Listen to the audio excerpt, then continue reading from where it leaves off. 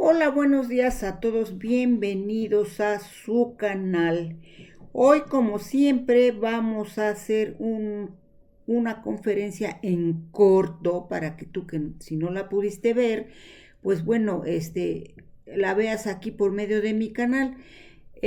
Vamos a discutir, porque tú me vas a hacer tus comentarios, los puntos clave que expuso la presidenta de México el día de hoy, como fueron la reforma energética y con el enfoque de los trenes de Pemex y de la Comisión Federal de Electricidad.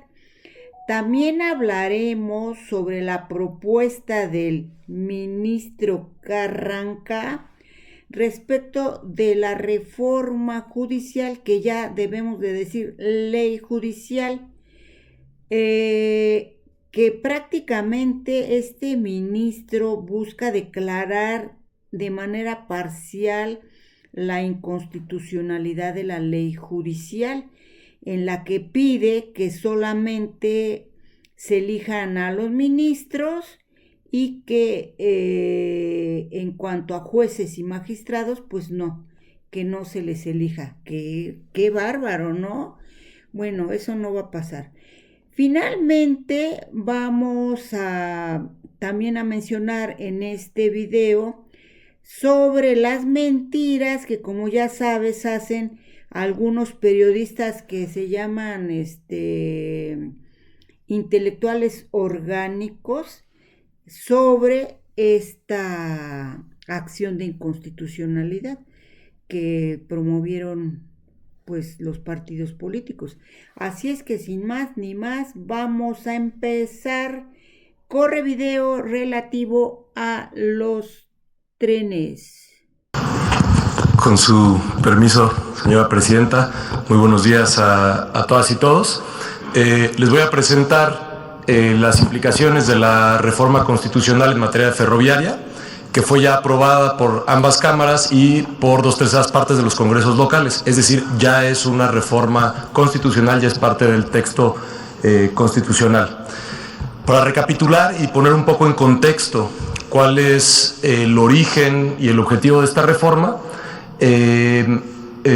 recordamos que se creó Ferrocarriles Nacionales de México a principios del siglo XX, pero fue en 1937 cuando el general Lázaro Cárdenas, siendo presidente de la República, nacionalizó los ferrocarriles. Esto implicó que durante la mayor parte del siglo XX operara como empresa pública Ferrocarriles Nacionales, tanto los servicios de carga, pero sobre todo los servicios de pasajeros. A partir de 1995 inició un proceso de privatización que provocó que hubiera un predominio en las vías férreas del país, una red extensa, el servicio de carga, y que no hubiera servicios de pasajeros, los servicios de carga operados por empresas privadas a partir de concesiones.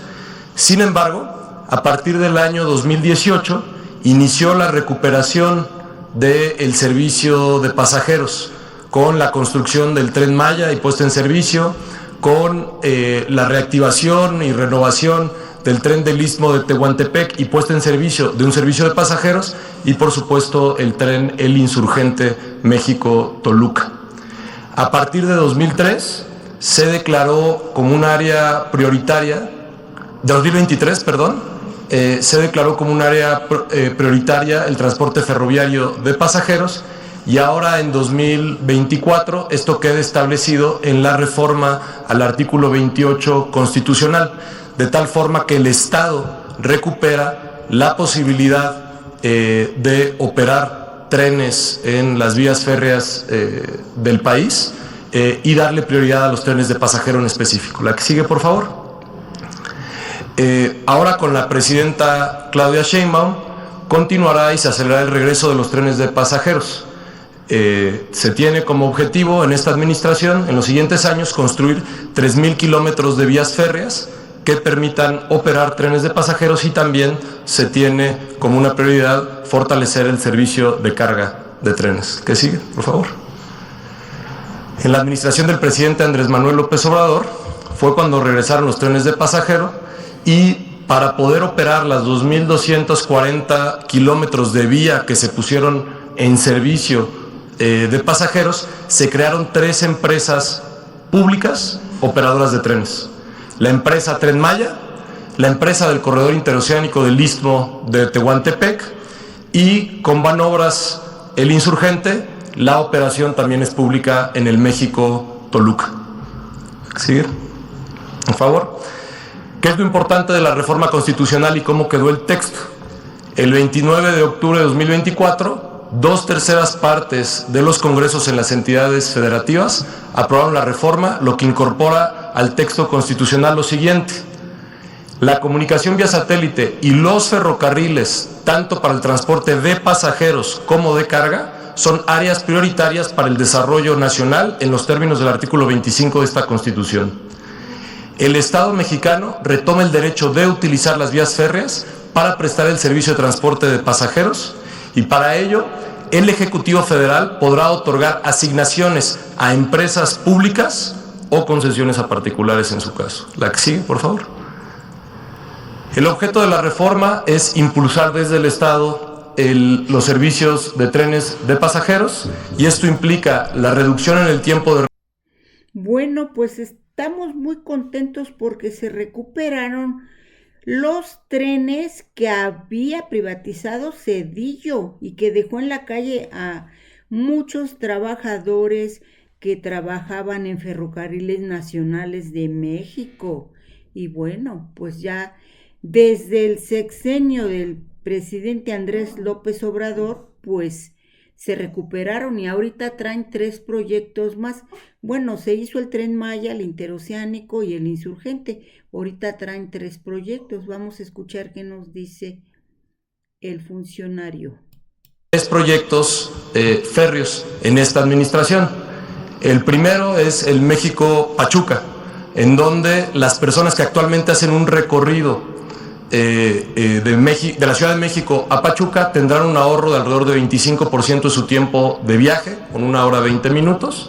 En el caso de México-Querétaro, donde también ya se iniciaron los estudios en acompañamiento de la Secretaría de la Defensa Nacional, el ahorro en tiempo para quienes cotidianamente hacen el viaje será de alrededor de 40% y también se iniciaron ya los estudios para que el Tren Maya tenga también la operación de un servicio de carga.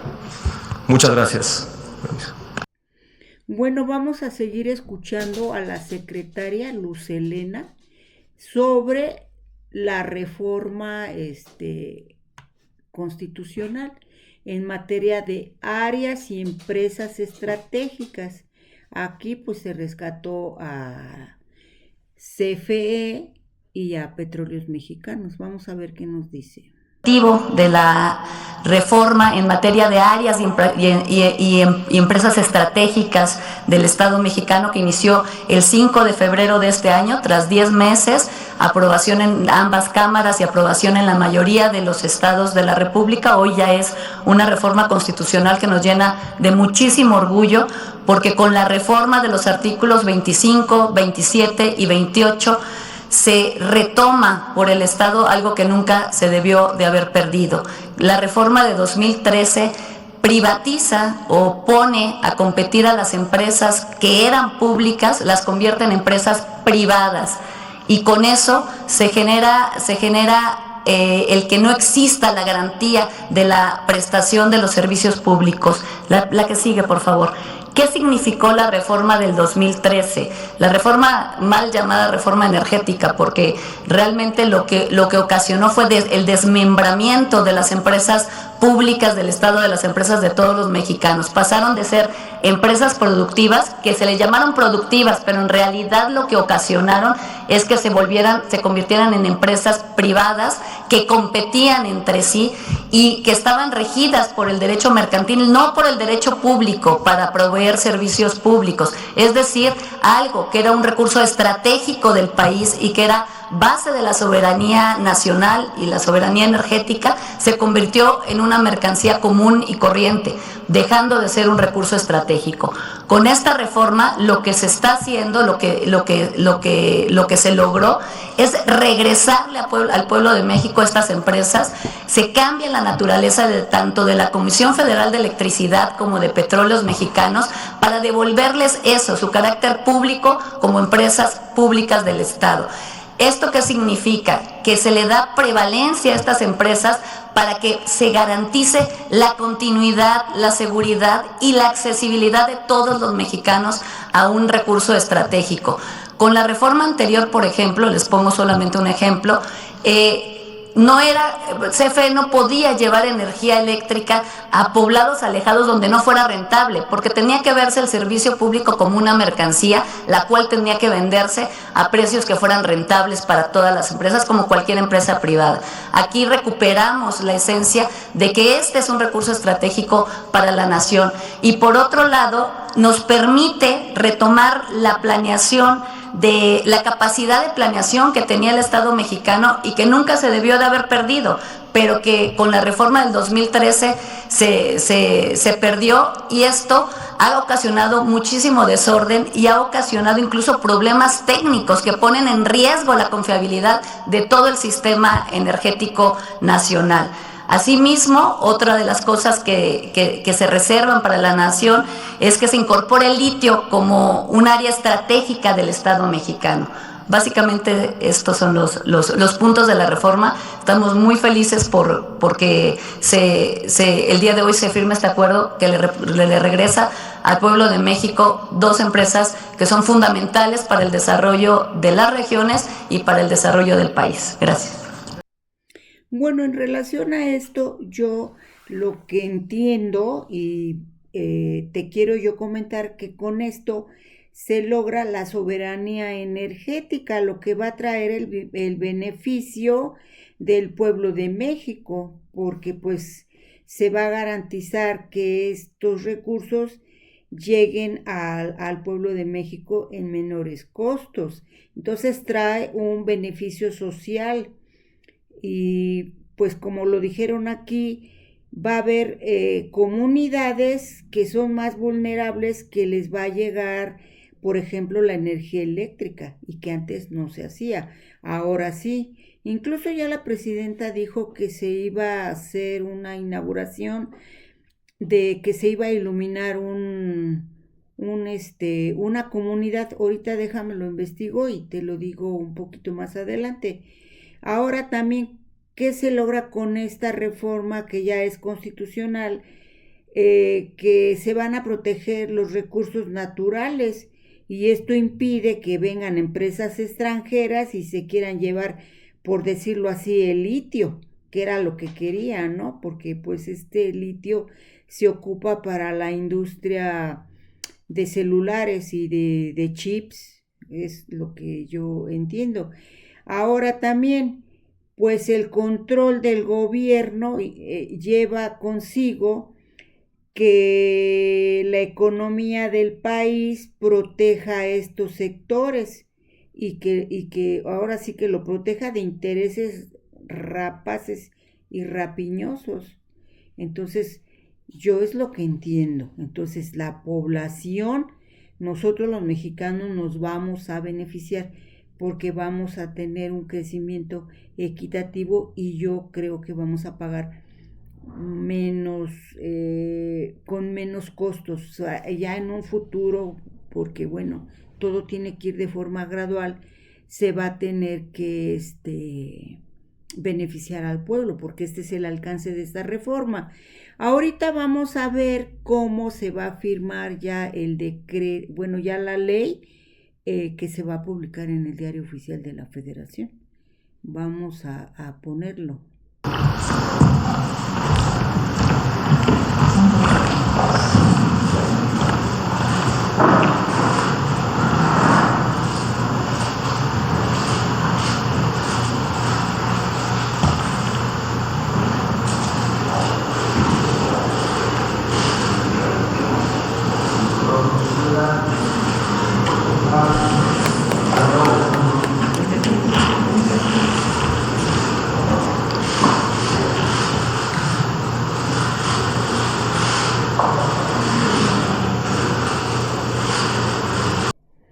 Bueno, y ahora también te voy a comentar que como siempre, y te lo he venido diciendo, sale la pregunta de la ley judicial. Y últimamente lo que ha causado el revuelo es que supuestamente, porque yo lo digo así, supuestamente porque no va a pasar, bueno, a ver, te explico, te pongo en contexto. El ministro Carranca presenta como que una propuesta para modificar la ley judicial en la que solo se elija por voto popular a los jueces y a los magistrados. No, perdón, que se elija solamente a los ministros y que ellos renuncian y se llevan los haberes de retiro. Y que los jueces y magistrados pues no pasarían por el voto popular. Ahí habría que ver que yo creo que los van a seguir nombrando ellos por medio del Consejo de la Judicatura Federal. Eso es hasta lo que yo entiendo. Entonces, pues esta ha sido una propuesta que ha generado bastantes críticas, porque en primer lugar no debieron de haber admitido la acción de inconstitucionalidad, porque de acuerdo a la ley no procedía.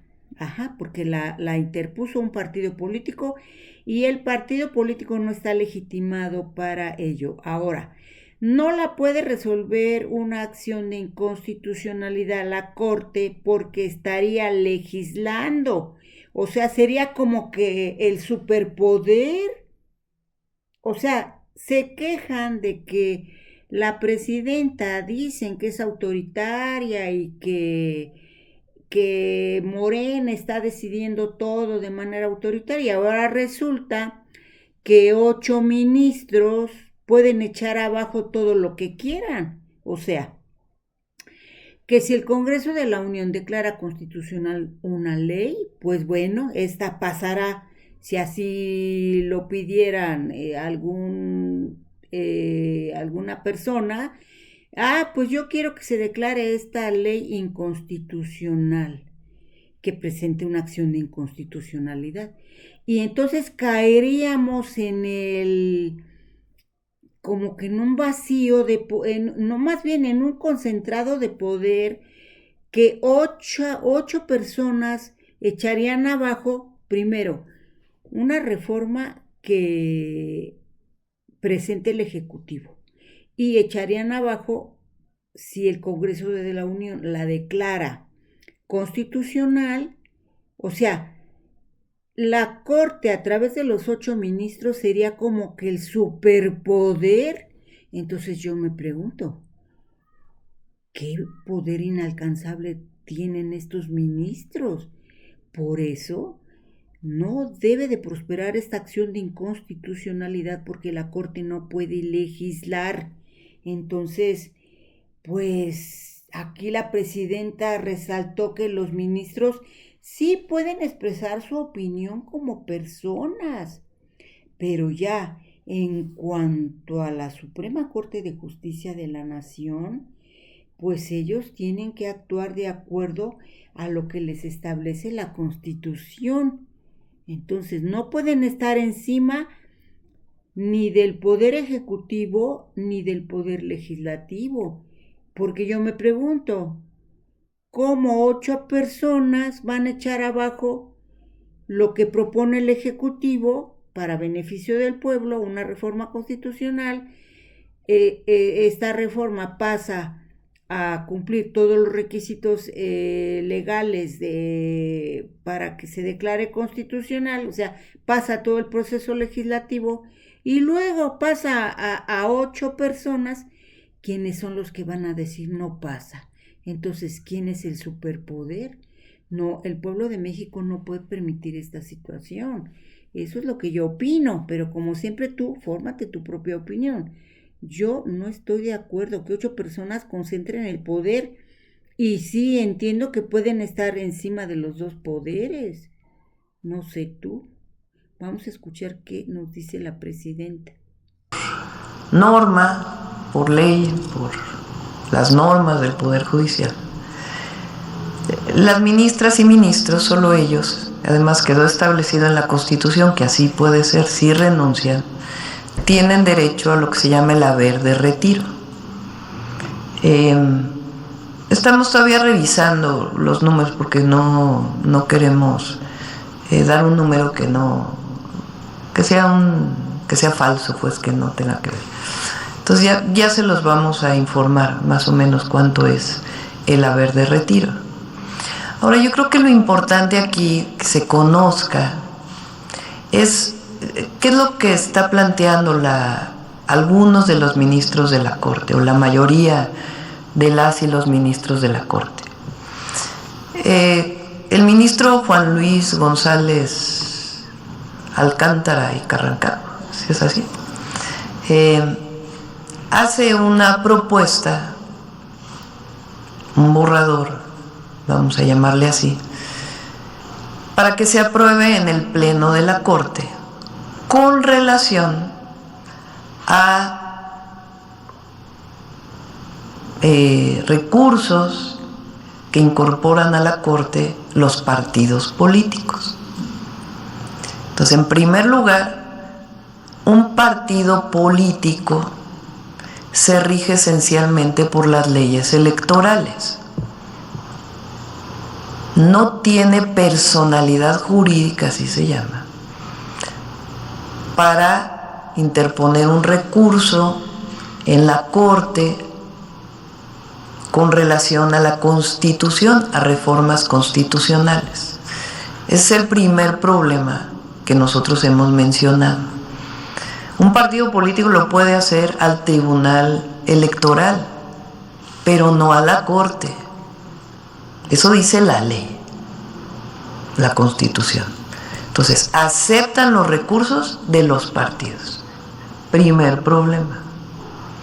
Ahora, ¿qué dice? ¿Cuál es la propuesta que hace este ministro? Dice, de la reforma al Poder Judicial, que ya fue aprobada, porque no reconoce que haya problemas en la aprobación, en el procedimiento. Dice que estuvo bien el procedimiento. Dice, de esa reforma que se aprobó, les sugerimos lo siguiente: que se elijan por voto popular a las y los ministros, pero no a los magistrados y a los jueces. Y sobre eso ponemos la renuncia, los 8 ministros y ministras. ¿Una especie de moneda de cambio? No lo voy a calificar. Bueno, qué bárbaro esta propuesta de este ministro. O sea, sí, que se modifique de manera parcial, o sea, que se declare de manera parcial la inconstitucionalidad, que no se elija a los magistrados, que no se elija a los jueces. Nosotros vamos a seguir teniendo el control. Los ministros presentan su renuncia, se llevan todo el dinero. Ya te decía yo ayer, aproximadamente, pues a lo mejor hasta 1,000,000 o 750, de 750,000 pesos a 1,000,000 mensuales, a costa del erario del pueblo de México. Pues qué fregones. Sí, yo no estoy de acuerdo, pero pues no va a pasar nada de esto. O sea, no va a pasar. Vamos a seguir viendo qué nos dice la presidenta, pero no me aguanté de darte mi opinión. Tú también dame tu opinión, es muy importante, porque todos debemos de estar bien abusados con lo que está pasando con el Poder Judicial. Pero que no se elijan a los magistrados y a los jueces. Pero la reforma constitucional dice otra cosa.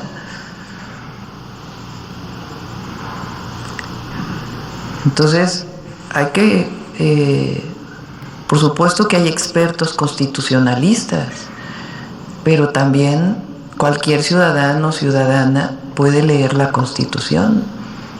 Claro. y puede saber cuáles son los alcances del Poder Judicial.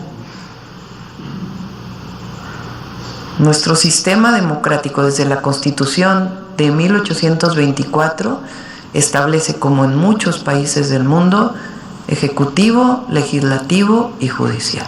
Y a cada uno le corresponde una tarea, una función en nuestro sistema democrático republicano. En ningún lugar del mundo el judicial legisla. Bueno, y aquí la presidenta sigue insistiendo, ¿no? Que es inaceptable, así lo digo yo, que la Suprema Corte quiera legislar, o sea, no se puede sobreponer a dos poderes, al Poder Ejecutivo que lanza la iniciativa, al Poder Legislativo que aprueba la reforma constitucional. Entonces sería un superpoder. No es, esto no puede ser. Vamos a ver qué dice aquí la presidenta en relación a esto. Entonces, el pueblo de México votó y sigue estando de acuerdo, así lo dicen las encuestas. A ver, ponte la encuesta del Heraldo hoy.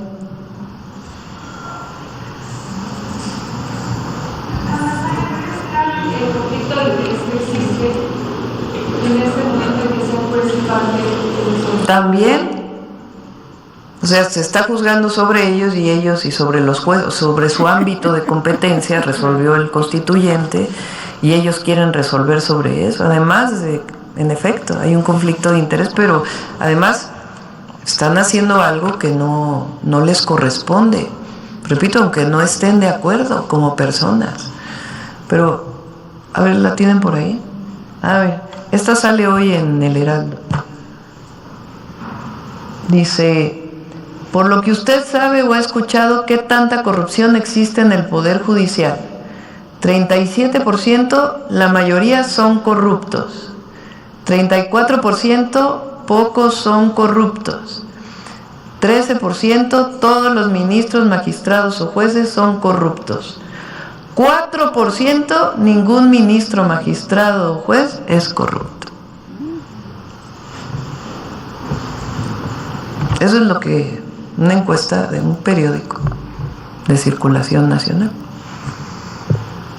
Y la mayoría de los mexicanos y mexicanas está de acuerdo en elegir a los jueces, magistrados y ministros. Si no hubieran votado como votaron.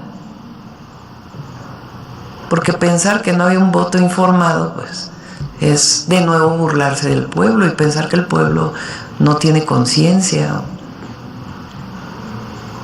para poder, que ya está en la Constitución. La consulta popular, pues, si ellos no están de acuerdo, pues que llamen a consulta popular. Pero ya está en la Constitución. Entonces, y esta idea que quieren generar de que la presidenta es autoritaria y... O sea, yo solo estoy respetando lo que dijo el constituyente y mencionándolo aquí públicamente. Pero es muy interesante lo que mencionas, que la palabra excepcional aparece tantas veces en esta propuesta. 18 veces. 18 veces. Bueno, pues ya escuchaste tú que el Poder Judicial, la Suprema Corte de Justicia de la Nación, 8 ministros quieren legislar y echar abajo la reforma la ley judicial, que sí o sí el pueblo de México va a elegir a los ministros, a los magistrados y a los jueces, porque así lo decidimos, porque estamos por eso votamos por el plan C, para que se pudiera gobernar el país. Si vean con esta reforma judicial cómo la oposición ha hecho tanto para no avanzar. Imagínense si no tuviera en las cámaras Morena y sus aliados la mayoría calificada, imagínense, o sea, no iba a haber avances en nada. Por eso es muy importante que sí, el Congreso de la Unión apruebe las reformas constitucionales, porque todas van a ir en beneficio del pueblo de México. Y aquí sale a tema que ustedes saben que los intelectuales orgánicos o periodistas como que de alto nivel, pues como siempre quieren manipular al pueblo de México con sus mentiras, pero pues ya nadie se traga, por decirlo así, lo que estos quieren, y salen a decir con su bocota bien larga y su lengua bien larga en la televisión a nivel nacional, que ya se perdió el amparo y que entonces se va a poner, se va a prohibir derechos a los mexicanos. Eso es una completa mentira, no es cierto. Solamente se modificó la Constitución en relación a que el amparo es improcedente contra reformas constitucionales, pero de ninguna manera, o sea, como qué barbaridad, que por eso no debe de llegar la oposición al poder, porque tal vez ellos sí pongan la pena de muerte y pongan los azotes y le quiten derechos a los niños, a las mujeres, la educación no la hagan privada, privaticen otra vez todo. Por eso hay que estar muy abusados, porque debemos de estar apoyando a la presidenta de México, que trae el planteamiento de nación, el proyecto de nación que nos afortunadamente cuando llegó el licenciado Andrés Manuel López Obrador lo estableció, y ella está siguiendo la segunda transformación, y así nos tenemos que ir para que en un periodo, porque son hasta 30 años, para que un país cambie de manera radical, porque debe de ir todo planeado. Entonces, bueno, ya empezamos, ya llevamos 6 años, esperemos que la presidenta otros 6 años, y así que se siga el proyecto de nación de la cuarta transformación. Por eso debemos estar bien listos y no dejarnos llevar por mensajes falsos, que lo único que tratan es de confundir. Aquí, los días miércoles, ya ves que sacan quiénes quieren las mentiras. Yo te lo voy a poner porque aquí se va a desmentir a 3 chayoteros. Ahorita lo vamos a escuchar. Con su permiso, Presidenta, buenos días a todos y todos. En los últimos días, una colección de mentiras, exageraciones, tergiversaciones y llamados apocalípticos persiguen a un sector derrotado que no asume el hecho de que las urnas hablaron y están pidiendo la democratización del Poder Judicial. Quienes niegan la voz del pueblo acusan de autoritarios a quienes la obedecen y reviven la falacia de la dictadura. La respuesta de quienes se oponen a la democracia es la mentira. Miente, miente, miente que algo quedará, asumen como principio y declaran que perderemos nuestros derechos, cuando ellos son los que votan en contra de los programas del bienestar, votan en contra de que los programas del bienestar se conviertan en un derecho constitucional. El nuevo programa de salud casa por casa también ha sido víctima de mentiras y difamación.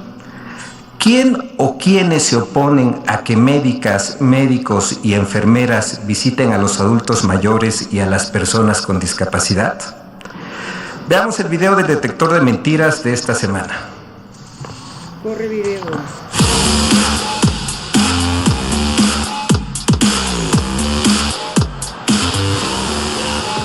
Un fantasma recorre las redacciones de periódicos, los micrófonos de la radio y la televisión, las barras de abogados y cuentas en redes sociales. El fantasma del autoritarismo y la presunta dictadura a punto de surgir a partir de la reforma a 2 artículos constitucionales que defienden la supremacía de la Constitución, es decir, la voluntad general por encima de los intereses particulares. Si por ejemplo en el Congreso se aprueba que las mujeres ya no pueden votar en México, o que el gobierno tiene derecho a torturar a la gente, resulta que ya no se pueden interponer recursos, aunque estas nuevas leyes abiertamente estén violando la Constitución. Esta supremacía del poder legislativo en materias constitucionales, pues es, como digo, sustantivamente anticonstitucional. Y pone a México en los terrenos legales de la pues de la autocracia y de la dictadura. Pero más grave aún, los ciudadanos enfrentamos perder derechos y la posibilidad de hacerlos valer. Si hoy deciden que la pena de muerte se va a establecer, ya la pusieron en la Constitución, tuvieron la mayoría, pues hay medios de defensa. Si deciden eliminar la propiedad privada, lo que se busca es terminar de convertir a la Constitución mexicana en la propiedad exclusiva del oficialismo. 1. Es mentira que la reforma a los artículos 105 y 107 de la Constitución destruye la división de poderes y conduce a la dictadura. La iniciativa eleva a rango constitucional el artículo 61 de la Ley de Amparo, que establece que este derecho es improcedente contra adiciones o reformas a la Constitución. No altera la división de los tres poderes de la Unión ni los desaparece. Tampoco desaparece los derechos de los ciudadanos ni la posibilidad de hacerlos valer por la vía del amparo. 2. El programa social Salud Casa por Casa realiza una investigación comunista sin fines médicos para quitar viviendas. ¡Mentira! El programa para el bienestar Salud Casa por Casa tiene como objetivo mejorar la calidad de vida de los adultos mayores y de personas con discapacidad, con visitas médicas periódicas a 12 millones de hogares. Durante octubre, noviembre y diciembre de 2024, 20,000 servidores de la nación realizarán el censo de los beneficiarios de este programa, aplicando cuestionarios para conocer la situación personal de salud física, mental y emocional, historial clínico y relaciones familiares, entre otras cuestiones, de los adultos mayores y personas con discapacidad. 3. El gobierno de la Ciudad de México reprimió la manifestación de los trabajadores del Poder Judicial afuera del Autódromo Hermanos Rodríguez. ¡Mentira! Se trató de una medida para garantizar el ingreso de algunos de los pilotos de la Fórmula 1 al autódromo. Así los muestra un video que se dio a conocer en la Mañanera del Pueblo del 27 de octubre. 4. El Senado autorizó a la Presidencia de la República desacatar la orden judicial de retirar del Diario Oficial de la Federación la reforma judicial. ¡Mentira! El 24 de octubre, el Senado mexicano determinó que el Poder Ejecutivo carece de atribuciones para retirar del Diario Oficial de la Federación la publicación de la reforma al Poder Judicial. En ningún momento la Cámara Alta autorizó desacatar órdenes judiciales. 5. Ministros de la Corte ganarán menos que la presidenta Claudia Sheinbaum en 2025. ¡Mentira! El proyecto de presupuesto de la Suprema Corte de Justicia de la Nación para 2025 considera un sueldo neto de los ministros de 5,325,000 pesos, incluyendo prestaciones. Esta cifra es 51% más que la actual remuneración de la presidenta Claudia Sheinbaum, quien percibe 2,764,000 pesos anuales. 6. La Secretaría de Agricultura y Desarrollo Rural solicitó depósitos para acceder a programas sociales. ¡Mentira! Ninguna dependencia del Gobierno de México solicita pago, depósito o anticipo para acceder a los programas sociales. El documento que circula en redes sociales es falso. 7. La Profeco informó que en la primera quincena de octubre de 2024, la electricidad subió 18%. ¡Mentira! La Profeco no publicó ningún aumento en el costo de la electricidad. En su comunicado del 27 de octubre, únicamente sugirió recomendaciones para el ahorro de energía. 8. La Comisión Federal de Electricidad opera con pérdidas en el tercer trimestre de 2024 y se encuentra en una mala situación financiera. ¡Mentira! Medios de comunicación presentaron un análisis sesgado del boletín de la CFE para la Bolsa Mexicana de Valores, pues lo que se tuvo fue una variación por el tipo de cambio del peso frente al dólar. Pero este no tiene ninguna consecuencia en términos operativos ni equivale a salidas de efectivo. La CFE alcanzó ingresos totales históricos en el periodo de enero a septiembre de 2024, equivalentes a 502,738 millones de pesos, y la venta de energía alcanzó los 383,949 millones de pesos, 4.1% más que en el mismo periodo de 2023. Bueno, yo nada más también te quiero mencionar respecto de estos tres personajillos, porque no se puede llamar de otra manera, Carlos Loret de Mola, Aguilar Camín y la otra señora Dresser, pues que dicen que ya con la reforma constitucional de la ley judicial ya vamos rumbo a una dictadura. Pues no, lejos de crear eso, yo lo que entiendo es que el superpoder, que así no lo quieren hacer ocultar, pero que en el fondo es ese, es el superpoder que tiene la Suprema Corte de Justicia de la Nación, porque como te digo, echan abajo una iniciativa de reforma constitucional que pone el Ejecutivo, esta pasa por todo el proceso legislativo y ya, entonces viene una acción de inconstitucionalidad y 8 personas se sobreponen a esos dos poderes. ¿A dónde estaría la dictadura? Y actualmente, ¿dónde está la dictadura? En la Suprema Corte de Justicia de la Nación.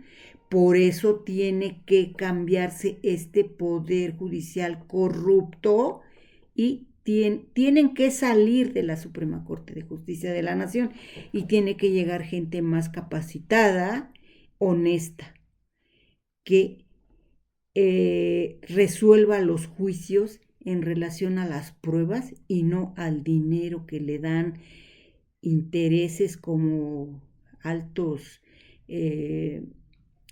miembros de la barra de abogados y personajes como Salinas Pliego, entre otros. Entonces, pues allá hay puro amiguismo. Hay que salir a las urnas el día 1 de junio del año 2025 y elegir a verdadero personal jurídico, ministros, magistrados y jueces. Bueno, te quiero agradecer por haberme acompañado en este video. Suscríbete a mi canal, dame un like y si no te has suscrito, suscríbete y hazme tus comentarios para que yo siga subiendo contenido del que tú tengas interés en ello. Pero este canal yo sí te doy mi opinión, mas no te la vendo. Tú conoces también lo que está informando el gobierno federal a través de la presidenta de México y son datos que son oficiales que están aquí en la mañanera, pero tú puedes hacerte tus propias opiniones y comentarlas. Bueno, chao y te agradezco.